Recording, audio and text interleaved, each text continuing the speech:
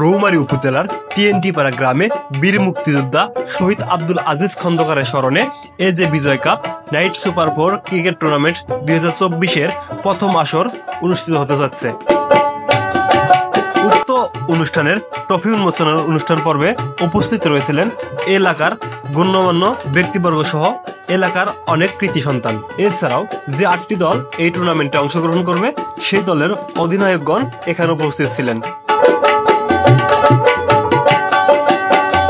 উক্ত ক্রিকেট টুর্নামেন্টের প্রথম পুরস্কার হিসেবে থাকছে 23,000 টাকা প্রাইজ মানি এবং ডিজিটাল ট্রফি, এবং দ্বিতীয় পুরস্কার হিসেবে থাকছে 17,000 টাকা প্রাইজ মানি এবং digital trophy.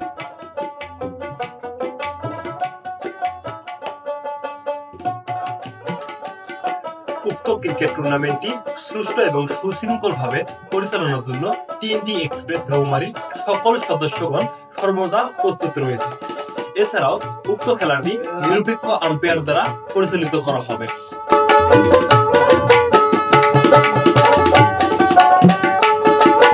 Night super 4 cricket টুর্নামেন্টের রৌমারীতে এর আগে যতগুলো নাইট সুপার 4 ক্রিকেট টুর্নামেন্ট অনুষ্ঠিত হয়েছে সব থেকে বড় আসর হতে চলছে এটা।